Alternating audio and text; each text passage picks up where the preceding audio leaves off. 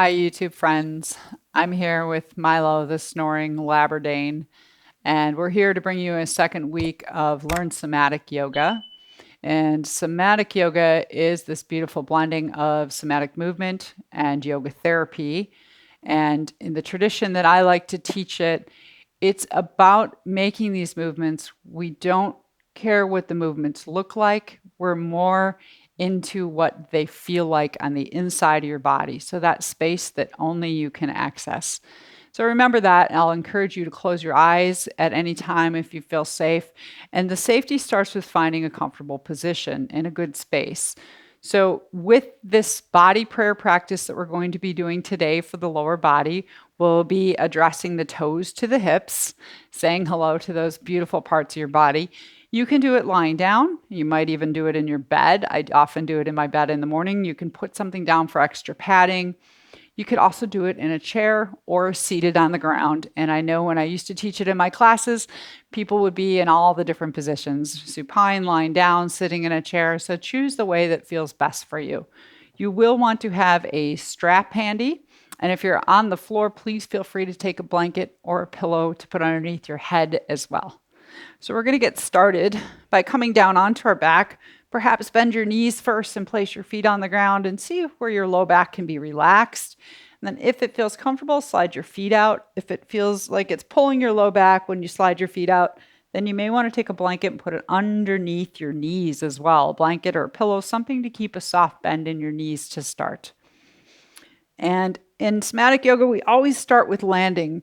Some might use the term grounding, but it's about letting your nervous system know where you are. First, with your eyes open, you can look around the room, the ceiling, the walls, and remember where you are because that's the environment that's going to stay the same. And then I invite you, if you're comfortable, to close your eyes and come into your internal landscape. What do you feel inside? And particularly, let your brain and body feel all the parts of you that are touching the ground, a chair. So if you're choosing to sit, if you're sitting, you might feel your feet on the ground and your sits bones, the backs of your buttocks. But if you're lying down, feel your heels, your calves, maybe even the thighs or the buttocks and the back and spine. Just take a moment to notice where you feel gravity holding your body. And let your brain know that you are completely supported and comfortable. Do you feel safe? And if not, if there's anything you can change or wiggle a little bit, do that. We don't have to be still unless we want to be still. So take any wiggles or last little movements, any other props that might make you feel good, more comfortable. But also notice whatever you can notice in your body. Does one leg feel longer or shorter, or tighter or looser? Can you see yourself in your left leg all the way from the toes of the hip? Can you see your right leg all the way from the toes of the hip? Are they weighted differently? Sometimes you can even feel that your toes on one leg turn out more than the other leg, or more weight in one side of the hip than the other. You're just sensing. Because this is the space inside of you that only you can access. And I invite you to place your hands on your belly. And if we want to do these movements to the breath, we can. It's not required, but that's bringing in the yoga therapy part and combining it with somatics, because the breath is our pathway to our nervous system. And if you just start to sense when you're breathing in and when you're breathing out, you might feel it in your abdomen, you might feel it in your chest. Wherever you feel your natural breath move your body, let your hands experience that movement. The gentle expansion as you breathe in, and the softening in the inward movement as you breathe out. Notice if you're breathing through your nose or your mouth. And if you're a mouth breather, maybe just consider breathing in through your nose and out your mouth to start.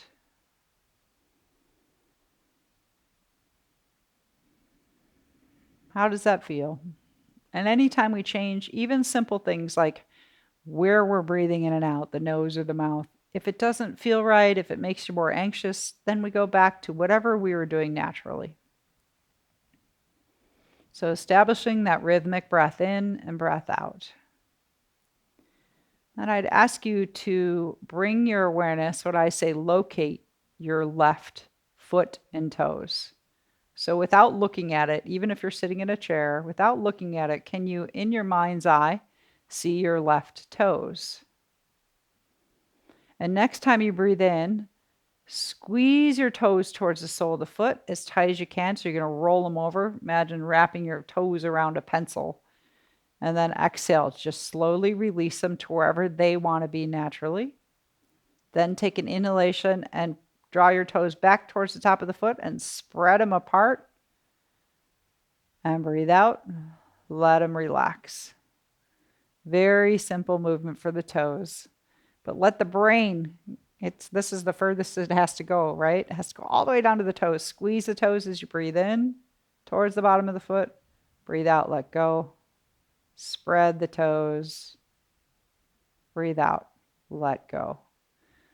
So this is the way we do all the movements in somatics for the most part, is the effort is on the inhalation, when you feel your body expand, and the softening or the ease is on the exhalation. Just like your breath. Your breath in is the vitality, and the breath out is the relaxation, the letting go. And just take a few more moments just to notice what you can notice in your toes. And I might mention you want to see that you're not using your ankle to move your toes. So this is all about doing these movements in isolation. The ankle is quiet. You have to take a look to make sure you can isolate the movement in your toes. And have fun with it. Your big toe can go in circles. And what muscles do you feel when you move your toes? Can you do it without engaging all the muscles in your legs? So if we hold tension in our hips or our low back, we might find we're tightening things all the way up here by our torso. No need, just moving your toes. Milo's moving his toes. And then relax your left toes. Anytime you want, you can land again. Feel the wholeness of your body and everything that's supporting your body. And see if you can bring your mind's awareness into your left ankle. Like you could draw a circle around your left ankle.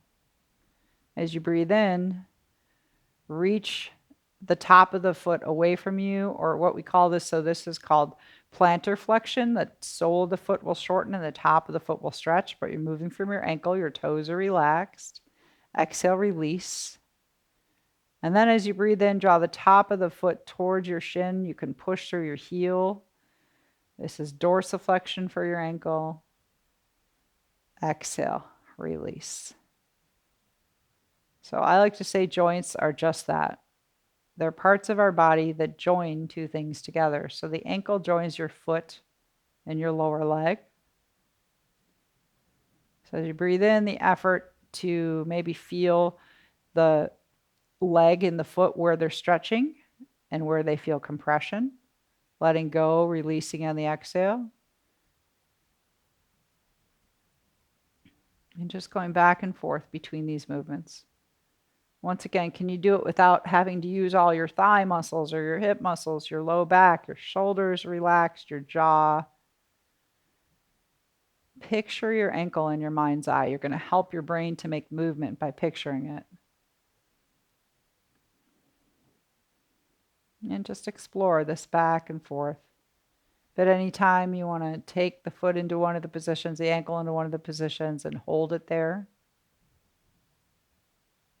you can do that as well, and then slowly release it.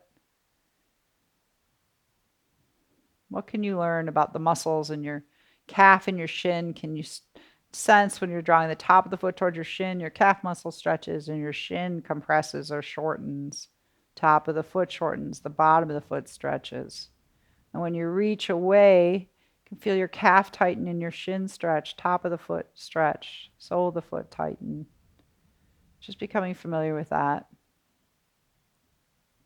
And then if you'd like, you can just explore slow circles with the ankles. Go really slow, take it as far as you can through your full range of mobility. And what I generally watch for in this one is that sometimes it feels like we're moving from our ankle, but if you place your hand on your left thigh and your thigh's rocking back and forth, that's a sign that you're really probably moving your ankle more from your thigh and from your hip. So can you keep that quiet? Isolate the movement in the ankle. Just exploring, nice and slow.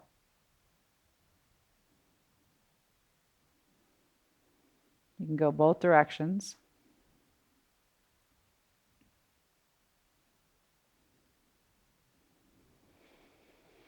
And why do we do these? First of all, because it takes us into our body, this very sacred space, but particularly on a physical level, I refer to the feet as the jewels of your spine. Your ankle mobility and foot mobility is so important to the health of your spine. So see how it feels to let them have their day. Acknowledge them, say thank you. Feel the arch of your foot, the top of the foot, the heel bone, ball of the foot, and all your beautiful toes. And the body prayer part is to say thank you, gratitude for all the places they've taken you. And then relax your left ankle. Pause for a moment, land again. If you want to check your external landscape, remember where you are. We're going to move up to the next joint, which is the knee joint. So we go through the toes and the ankle and the knee. And when we do that, we're going to be bending the knee. And for most people, you may want to bend the right knee too if there's too much pulling in the right thigh when you go through this one. But this is where the strap is really handy. Even if you're sitting in a chair, you might be able to get your hands to the back of your thigh. But if you find your shoulders are doing this, or you're rounding your back or lifting your head, it's so much easier to take a strap, a belt, anything you want behind the back of the thigh. And then we take the thigh, and you want to place your kneecap over the front of the hip, or think of your thigh is at an L shape or 90 degrees from your torso, from your spine. So we don't want the thigh back here, and I'll show you why, because when I go to extend the knee, I can't go into full extension. That's as far as I go. So if I stay more thigh straight up and down from floor to ceiling, so it's like your kneecap is smiling at the ceiling, and I can hold the strap but relax my arms and my shoulders and my head, and just let the toes and the ankle dangle. And think of your knee, your beautiful kneecap, the back of the knee, and the knee joins your lower leg and upper leg. So what can you experience in the muscles in those two places? As you breathe in, you're going to go into extension. So taking the leg up, and as you breathe out, slowly going down. Seems very simple. But if you're a person who has grumpy knees, or unfortunately I often hear bad knees, I don't like that. I like to say grumpy. This is a really important thing to build a healthy relationship with your knees. And feel the mobility and what muscles are creating that mobility. So can you sense as you extend the way the quadricep muscles in the front of the thigh shorten? You might even touch it. Feel how they're strong and contracted. Hamstrings get a little stretch. As you come down, the hamstrings will shorten and the quadricep will relax. This is another one that sometimes what happens is we're pushing through the heel and the foot. Can you keep the foot and the ankle relaxed? And think of moving from your knee, initiating the movement from the beautiful knee.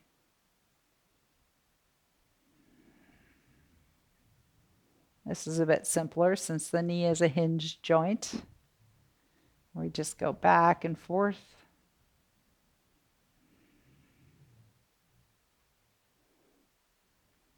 And with this one, when we get to the top of that extension with the lovely knee, I like to just play a little bit to let the knee become friends with the toe and the ankle. So that might mean moving your toes like we did before, squeezing and pulling them back. Might be moving your ankle again.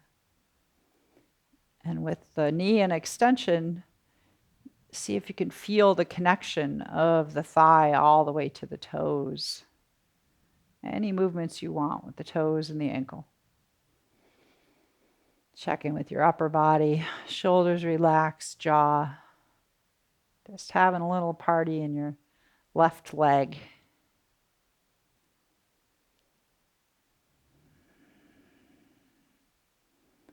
And then we'll release that down. So if you're in your chair, you can take your foot down to the ground for a moment. The next one we go into is the left hip.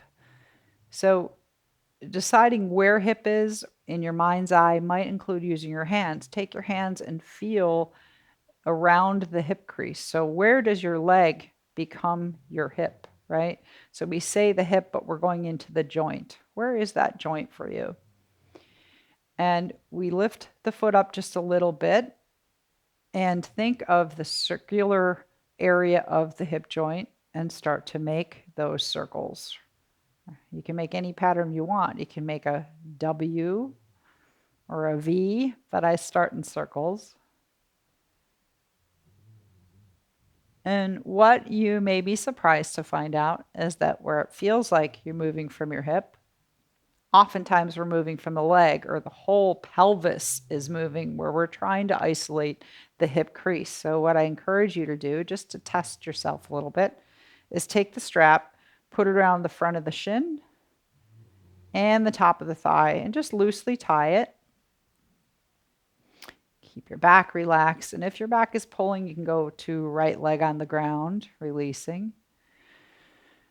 And then make those circles again. Feel the way that your big, strong femur bone, it's got a ball on the end of it, goes right into your hip socket. Can you feel that femur bone rolling around in the hip socket? And the knee, the toes, the lower leg, they're quiet. Just exploring the movement in the actual hip joint.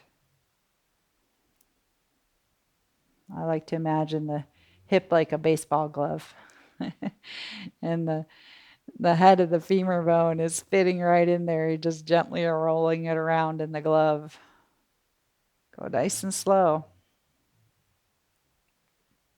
And now we recognize the hip joins the leg to the torso.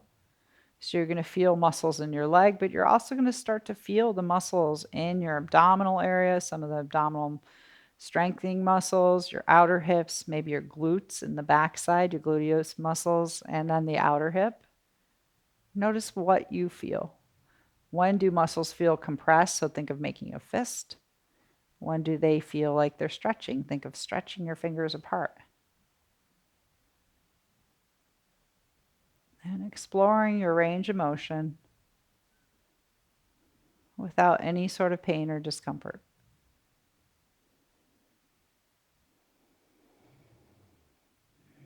What does it feel like to be present in your left hip?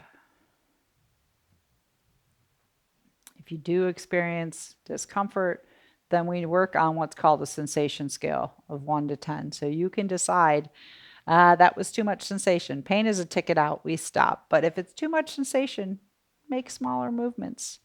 Your brain's still listening. You can still feel it. If you can feel it, you're doing it, right? So it can be smaller.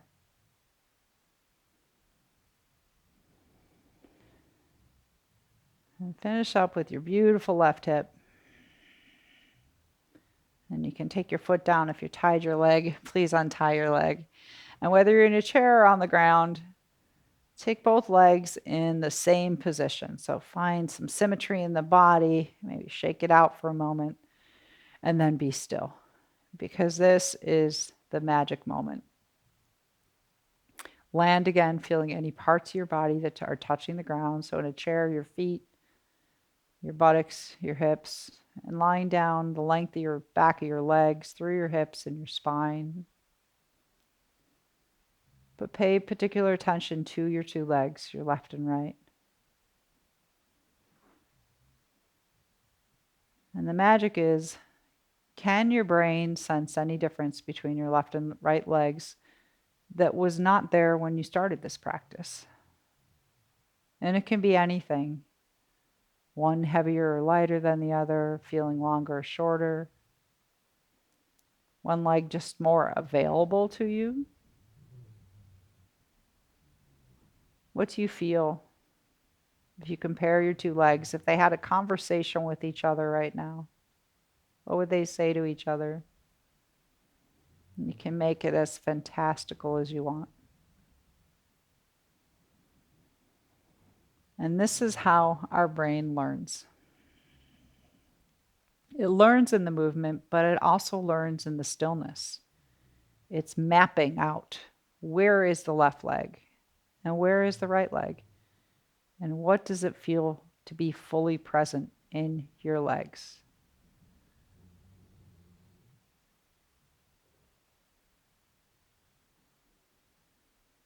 So hopefully doing those movements brought you more awareness of your left leg, the toes, the ankle, the knee, the hip. So what is the feeling sensation of having more awareness of your left leg? Just take a few more breaths. Notice how you're breathing.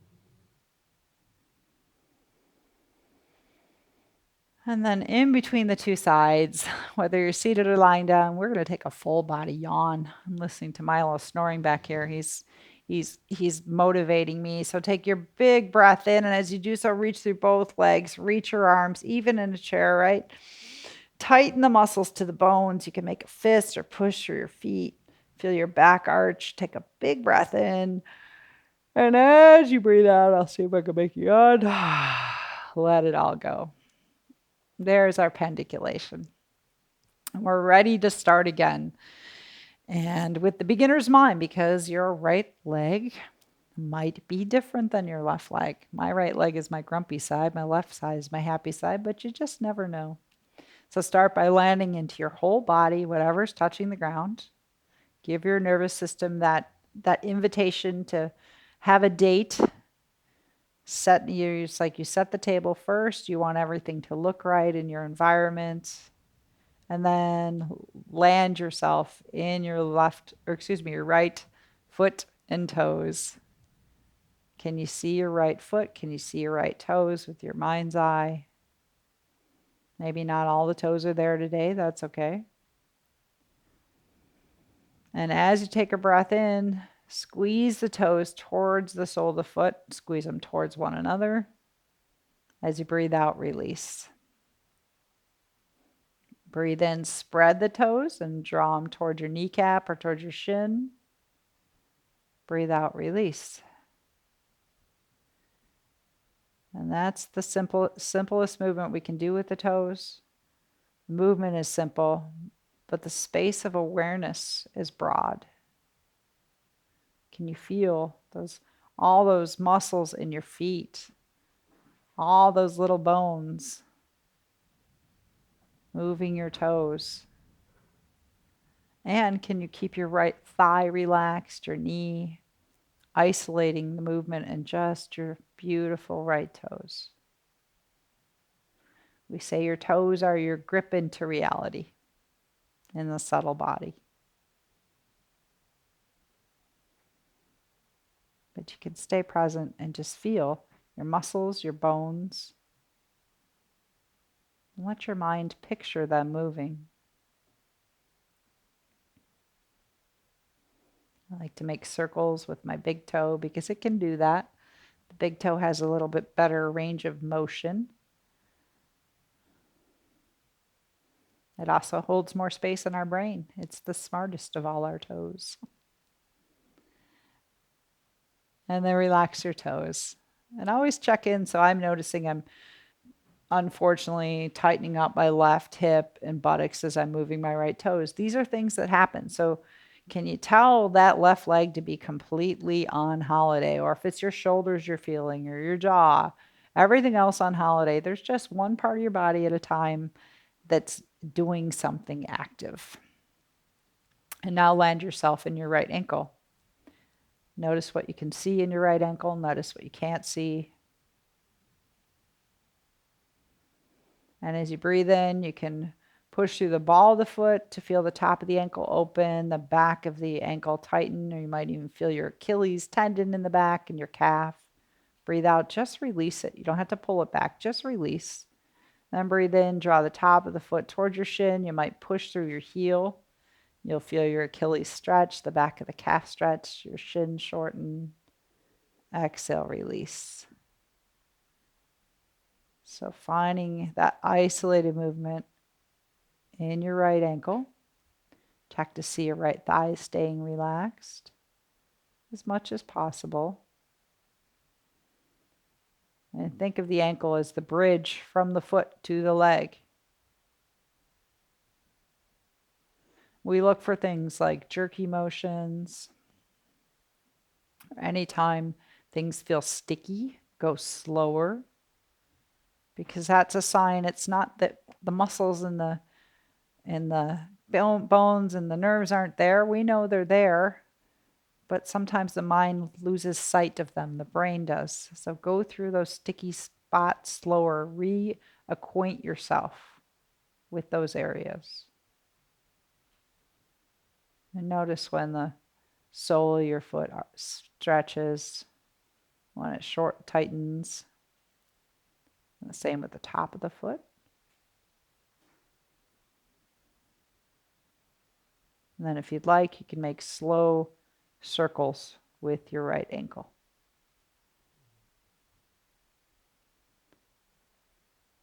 And this is where I check. You could put your right hand on your thigh and see that your thigh is not rocking back and forth, because it's really easy to think you're moving your ankle and you're moving more from your hip. So the thigh's quiet, hips relaxed. Explore your full ankle mobility from the ankle itself.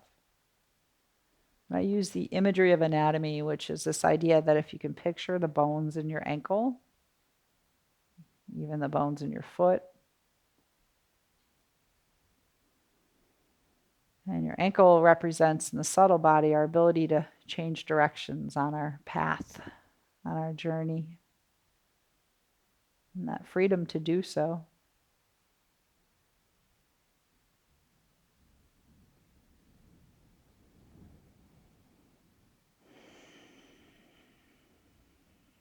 Always sensing your breath too. If there's any rigidity in the breath, it's generally because there's rigidity somewhere in the body, which could include your nervous system. So keeping the breath smooth and relaxed.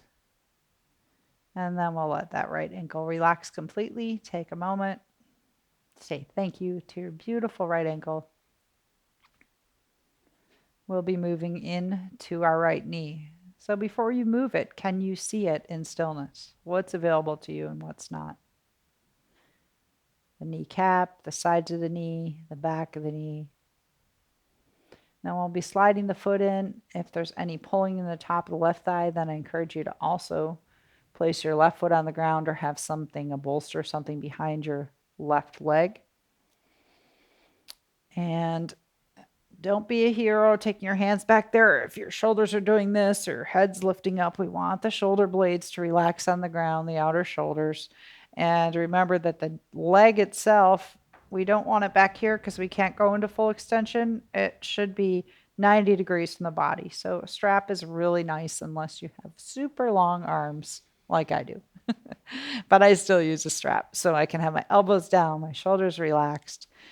And start by letting the lower leg dangle. Feel the weight of your ankle and your foot. Isolation means you want to see your knee. See yourself initiating a movement from your right knee. And as you breathe in, imagine the velocity of your breath in, that's the levity. Lift up through your knee. And as you breathe out, the gravity, slowly letting the leg come down. Just like your breath itself.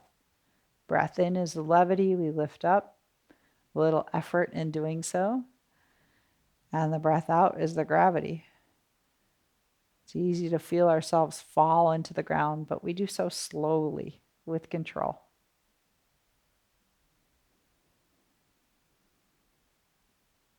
And maybe this knee feels different than the left knee. Do you still have a sense of the joint joining your lower leg and upper leg? The feeling of the muscles in the front of the thigh and the back of the thigh? Or is your foot and your ankle trying to do all the work? Can you shut those off? And picture your beautiful knee. When we speak subtly of the knees are our buffers for reality. So each of these joints has obvious, important physical properties and jobs, but they also have meaning in the energetic world of self. So in doing these simple body prayer movements, it's really good, gentle joint motion for our body, but it's also a way to do our own energy clearing in our body. So think of that. Is there anything in your knee that you're ready to let go of? And maybe next time you find a space of extension, you want to let your knee play with your toes. You can keep that extension and move your toes. You'll see I'll take my foot into my ankle is in plantar flexion, and I'll move my toes. What does that feel like? And then I might take the ankle into dorsiflexion and move the toes, because those are two very different experiences. My brain likes one better than the other, but they're both part of me. And you can also make circles with your ankle or point and flex your ankle. It's your body. Take it for a ride in a way that you get to know it. And this is a date time inside your body.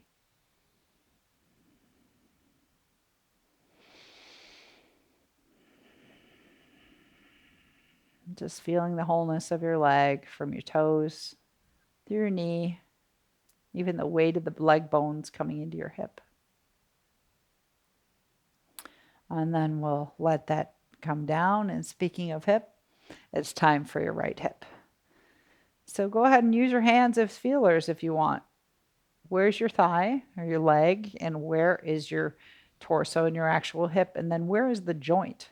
Where does the leg come into the hip? And I used to always have these pictures that the ball of my hip was on the outside. It's actually more in the front of the hip.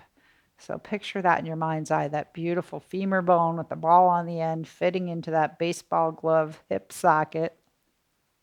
And then you can lift up just a little bit, let the lower leg dangle, and start by making just little circles, moving from your hip. So I've had some things going on with this hip, so I'm going to, on this side, set my sensation level below a 5. So this side, my left side, my happy side, sensation level, it can be a 10, absolutely fine. But my right side's asking me to just be more cautious. So I do. I set the sensation level lower, and it's okay because I can still feel it, and my brain is still recording that sensation, but in a way that I'm happy. I don't feel scared. I'm not going to regret anything. And that's how we work with any sort of chronic pain. Sometimes we don't even do the movement, we just imagine it. But after we've been doing it for a while, let's do that little honesty test. And you can take the strap, put it around your shin and your thigh, tie it loosely, and really think of that ball coming into the socket, and make sure that the movement was truly coming from your hip, not your lower leg or your foot. Shoulders relaxed. You'll see when you're trying to protect yourself, if there's something going on in your body, other parts will tighten. So I noticed I was tightening my chest in this protection mode of this right hip. Going really slow, assuring your beautiful right hip that you appreciate it. You can go both directions.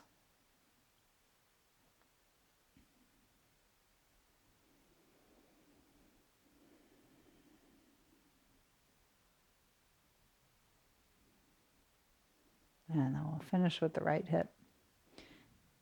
Maybe place the foot down, take the strap off, and slide that leg out.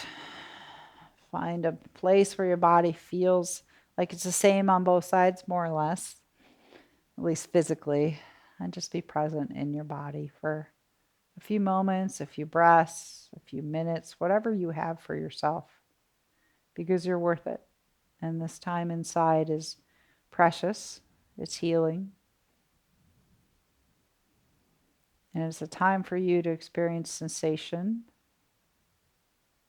and the sensation that's present even when you're not moving. And recognizing that even though your environment outside of you may stay the same, there's always transition inside. What's changing? What's moving? Where does your awareness go if you just scan the space from your toes to your ankles, ankles to knees, and knees to hips? Is there some part of your body talking to you right now? In the legs, in the hips. Just listen. There's no right or wrong or good or bad.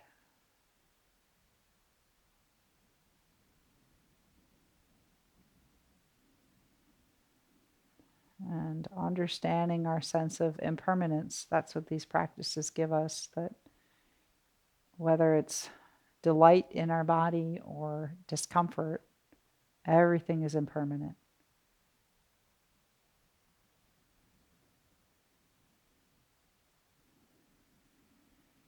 Take a few soft breaths in and out. And if you'd like to come out with me, you can take a full body yawn, breathe in, reach through your arms and legs.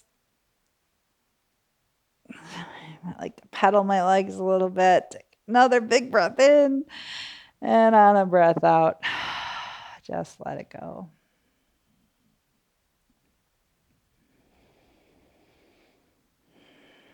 Sometimes I wonder what it'd be like to have paws instead of feet. Wouldn't have to wear shoes. Take your time. If you're seated, if you're lying down, coming up. Thank you for joining me for this body prayer practice for your lower body. As I mentioned in the beginning, it's really something I do in the morning quite a bit in bed before I even step onto the floor. This idea of waking myself up into the lower half of the body, is it's the legs and the feet that will propel us forward in our life. And I hope that this practice helps you to do that. Next week, we'll be exploring the shoulders and the neck. So join me for that. Peace, joy, love, and light.